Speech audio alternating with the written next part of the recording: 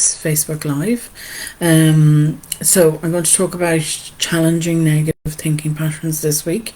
There's a lot of questions in this one, just a heads up, but you don't have to scribble them all down madly. You can watch the video, pause it, and then take them down in your leisure, or you can simply go over to the blog, which I'll leave a link to in the description below, and take them down from there, okay? I've no problem with you using them. So let's get started, because this is a follow-on video from last week, and it's about taking a step back, recognizing that you do have a negative thought pattern, and using your journal to identify them. And then, well, what do? You challenge them. You pick one and you start to challenge them one at a time. I'm going to outline a number of questions that you can use, and basically it's to start getting you to challenge them in reflection. So when you do the journal, you write down whatever happened, the situation, the person you were dealing with, and then you look for the patterns. If you identify a particular pattern, then you can start to look at it in reflection at first. Okay, and it does work, I promise you it will work, but it does take a bit of practice, because the more you practice challenging it, using some of these questions, you can make up your own questions. If you think of any more questions, great. Start to challenge it, look for the evidence for and against what you're thinking, put it on trial. Because the more you do it, the more you use the journal, and the more you practice it, the easier it'll become to do it in the moment. You will take that breath, you'll stop, you'll take the breath, you'll recognize what's actually going on in the situation, you'll do a quick rejig in your head, and you'll go, that's ridiculous, no, that's not right, I shouldn't, that's not correct. And maybe you mightn't be able to challenge the person, particularly if they're a particularly difficult person. It mightn't even be good to do that, but you can start to think on your feet a little bit better, and then you can do something about it. Maybe not challenge the person, because they may be it mightn't be wise. You would if you're dealing with a particularly bad person, a particularly negative person, sometimes it isn't wise to challenge them. Okay, for your own personal safety, you're going to have to judge that yourself. But if you are dealing with somebody, if it is a domestic violence situation, if it's you're dealing with a narcissist, you suspect you're dealing with a narcissist, a psychopath, sociopath, if you suspect that, or if you suspect someone has very strong traits along those lines, then please go get your own therapy first, okay? Don't go challenging them, because they can get really bad when you do. So, things can escalate. So that's what I'm talking about there. Sorry, going on a tangent. So there is a safe practice you can put in place if you need to leave a workplace, or if you need to leave somebody like that. Please operate from that basis. Get your own therapy, have a safety plan in place, and seek help from outside. And if you want to look at that, there's domestic violence videos, and there are on the video for toxic workplace, that does talk about having somebody like a narcissist and what you should do to protect yourself. Okay, that's the tangent finished. Going back now to challenging this negative thinking. So it's pretty straightforward, negative thinking, and you want to challenge it, and you want to work up to doing it in the moment, then you need to practice. Because it can be hard to do it automatically at first, as I said, but the more we practice in reflection at the end of the day, writing it down in your journal and then challenging it, then the easier it will get for you to do it automatically. Your mind will automatically do it for you. So let's get on to the questions. Sorry about the tangent there. I just want to make sure people are safe. So questions. So I'm going to read them off because I can't remember them all anyway. So start off with, what is the thought pattern? Name them. I went through them last week. They're in that blog. Go have a look at them. Do you recognize them? What is it? Maybe it's black and white thinking. So you write that down.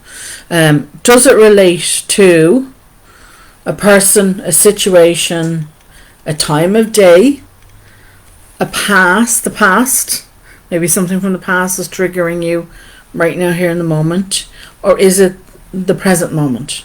Now give me the detail. You want to get as much detail out of your head as possible about this person, the situation you're dealing with, whether it was the time or day, was the past being added to whatever you were dealing with, or is it just purely related to the present moment? And then you've got to decide, well, if it's related to a person, because I give you 2 scenarios with questions. One is related to a person and one is related to a situation. So the questions for relating to a person: is this problem or issue about you, or is it about them? Sometimes it can be about us and we don't want to admit that. We put all the blame on the other person. Be honest with yourself here. Okay? The equal thing there is, though, if you are always taking the blame on yourself, maybe it really is about them. It's not about you. So we're looking at, what is it really about? Is it about them? Is it about you? You can only take responsibility for your behavior, your actions. Okay? Your feelings, your thoughts, your emotions, they're yours. You can't control another person. Remember that. So they have to take their responsibility onto them. And that's okay to do that. If you're having difficulty doing that, and if you keep putting it all on yourself, then please seek out therapy. Please. Because we can work very quickly through that and get you working your way through it and dealing with it better. Next, have you let your boundaries, we're talking about healthy boundaries here, have you let your boundaries slide with this person? Okay, sometimes we are at fault and we let our boundaries slide and we let people away with things. Sometimes, as I said, if you're dealing with somebody who's particularly nasty, they'll just barge through your boundaries. Okay, again, you have to be safe. If it's just you've let them slide, you can hold a boundary, but if you think this person's going to get particularly nasty or ratchet up the abuse, then please seek help first. Are they triggering? Is this other person triggering something else for you? Maybe it is something from the past.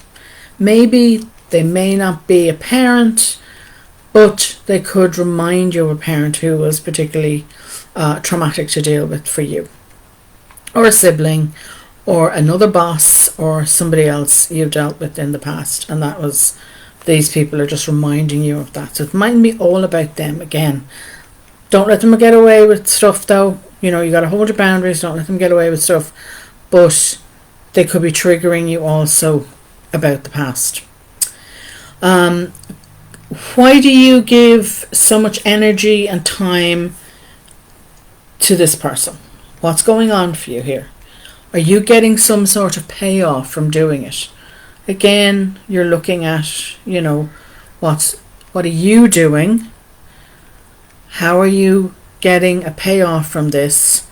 What's your reward? And sometimes we do. Sometimes, we deal with people that aren't really good for us, but we do it for a particular reason. So why are we giving them our time and our energy?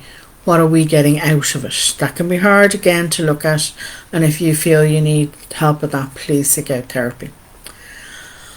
Now, let's look at the other person. What do you think their triggers are? Sometimes we just want to put all the blame on them, but we don't actually look at what's going on for that person. Now, this doesn't excuse their behaviour. Okay, we're not excusing bad behaviour. We're just saying, well, what do you think their triggers are?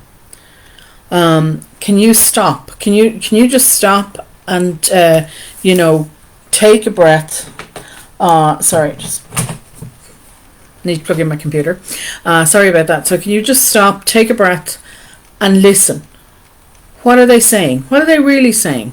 if you'll be doing this in reflection anyway, can you just stop and actually try and go back over the conversation, and what were they saying?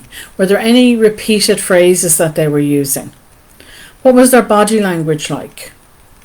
Are they fearful? Are they angry? Are they anxious? Maybe it's not about you. Maybe you're picking up the cue wrong. Maybe it isn't about you. But what does it tell you about them? That's what you're looking at. What is their behavior? What is their reactions? What do you think their thought process is going on? What do you think? You're guessing now, okay? But it's okay to guess here, because you're trying to figure this person out a little bit better to see how that's affecting you. Why is it triggering this thought pattern in my head when they behave like this? So you need to be aware of what they're doing. Okay? So in all of this, remember, you can't change them, but you can change yourself. But you need to be aware of what's going on in the first place. You need to be aware of how you're thinking, but also how's that feeling in your body? How is that emotion? What emotions are coming up for you? And how are you responding? What are your actions? Are you reacting, or are you able to slow down enough to be more proactive?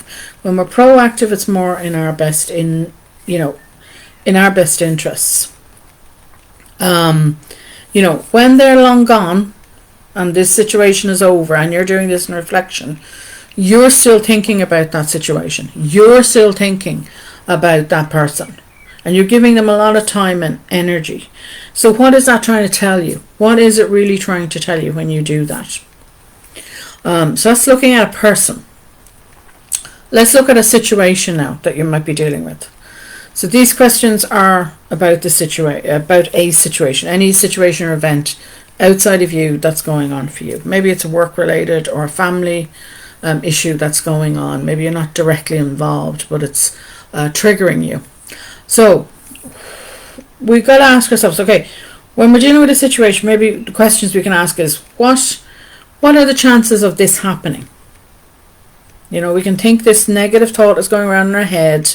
It could be a disaster. It could be really worrisome. Oh, this is going to lead to this, and it's going to be disaster. What's going on? It's getting you stressed, getting you anxious. You've got to put it on trial. We're looking for the for and against argument. So at the moment is a for argument. What are the chances of this happening? Why am I stressed and anxious and angry, upset, or etc. about this situation? What is it about that that's causing me this emotion, these physiological responses within my body, this thinking that's going on in my head? But we're putting it on trial. So what is the chances of this happening? That's a for argument. I'm putting it on trial. What is the worst thing that could actually happen? Let your mind wander. Write it down. What's the worst that could possibly happen if this situation continues to go on? So again, you're adding to the for side, the for argument. I'm arguing for something. It's a debate. So remember, this could be the worst case scenario. Could be driving your negative thinking here. So you've got to take it out and let's look at it. Let's look at this. So even if the worst thing happened, what could I do? Now this one helps you to plan out a strategy. Instead of just worrying about it, we're starting to get a little bit more proactive, and we're starting to be, look at strategies that you can do to meet the challenge that might arise because of this worst case scenario that's causing you stress, anxiety, or anger, or fear, whatever, okay? What can I do about it? The worst case has happened. What could I do about it? What strategies? Who could I talk to? Who could I reach out to? What organisations? Maybe I need to talk to a lawyer. Maybe I need to talk to a financial advisor like MABS there in Ireland. So, think about who I can turn to. Who's in my positive supporters list that I can get help from? They're all concrete strategies that you can ask. Maybe I need to go and get therapy to talk this through with somebody. That's a concrete. Maybe I need to go talk to my doctor. That's a concrete strategy you can use. And that's going to help calm you down a little bit from this worst case scenario. Sorry. Now, going back to your questions. What are the chances of this actually happening? This worst case scenario, What's the chances of this happening? So now we're doing our against argument. Has it ever happened before? Has even the original scenario that you're facing currently, has it happened before? Has it escalated and become the worst case scenario? Has it happened before? So then you ask yourself, how did I cope? Maybe it wasn't the exact same situation, but it was similar. How did I cope? Who did I talk to? Who did I ask for help? So now we're highlighting to ourselves, you know what? I've dealt with something similar before. I survived. I managed. I got help. I have supporters. I know who to talk to. Again, I'm putting in some concrete plans of actions that I can take, and they're going to be more proactive than keeping it all up here and letting it run. Sometimes it just needs that fear or whatever other emotion it is that's driving or is part of this thinking, just needs for you to stop, take a breath, take it out and examine it and put it on trial. Bit of a debate, for and against, what's going on, what could possibly be the worst case scenario, and what can we do about it. When we look and see that we actually have a plan of action that we can tackle it, when we can see that we've done something similar and we've dealt with it before, we know who we can talk to, we know who and where we can get help. We've dealt with situations like this before. We're resilient. So it's reinforcing the resilience. It's also saying to our brains, we've dealt with this before, we can do it. We can survive this if that happens. So it calms it down a little bit. I then talk about, in the blog I've gone and I've talked about rebalancing. Okay, so getting some balance and perspective in place when you've let that negative thinking run amok. You've written it down, you've gone into as much detail as possible, you've asked all the questions, you've come up with some strategies if you needed to. Let's put a little bit of balance and perspective in there. So, is how I'm thinking worth all the stress, or maybe it's worry or fear, or anger? Is it worth it? And what it's doing to me? You have to ask that question. Is this worth all the stress, all the anxiety, all the fear, all this negative thinking, the amount of time and energy I'm spending getting caught up here? Maybe it's procrastination. Remember, you're looking at a thinking pattern. Is it worth it? Is it worth it? Is it really worth it? And what it's actually doing to me? Remember, it's driving physiological responses in your body. So your body's getting caught up as well in that fight, flight, or fright mode. So a lot of those hormones are flying through your body. Is it worth it? Is it worth what it's going to do to your body? Next question. Will I be stressed, angry, upset, whatever the emotion is attached to the thinking? Will I be, stressed, etc., about this in 1 year from now? Maybe 6 months from now? Maybe a week from now? Or 5 years from now?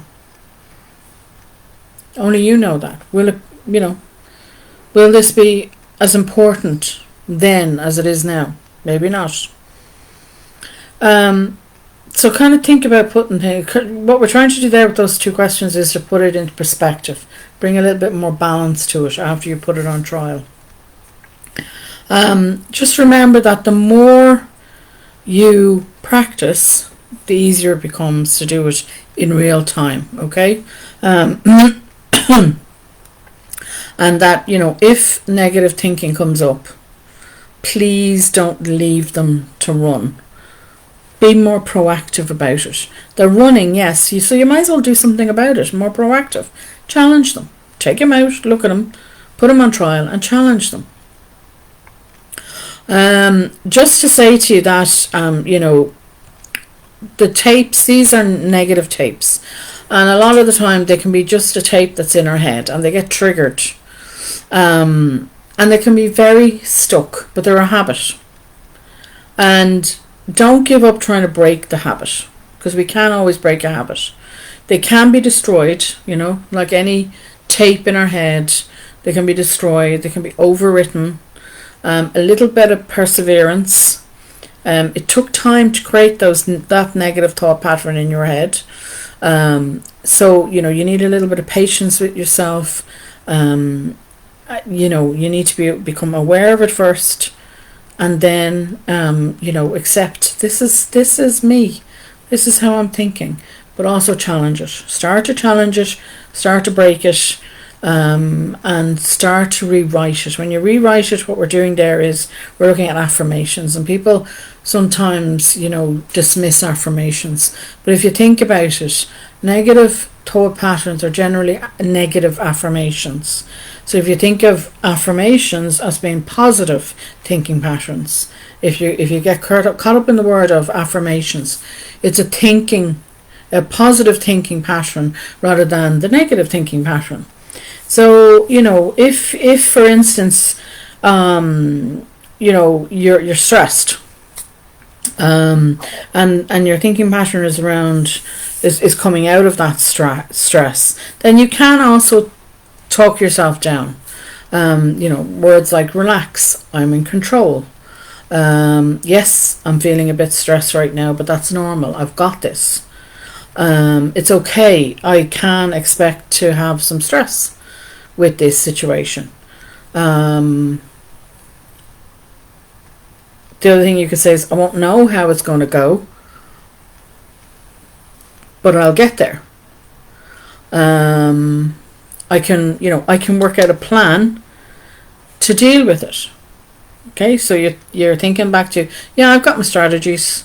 The more you think about those strategies and you get used to working them out, as I've just gone through, when I was talking about challenging things and working out some pro-action steps that you can actually take, strategies you can take, then, your brain will accept a comment like, I can work out a plan to deal with it.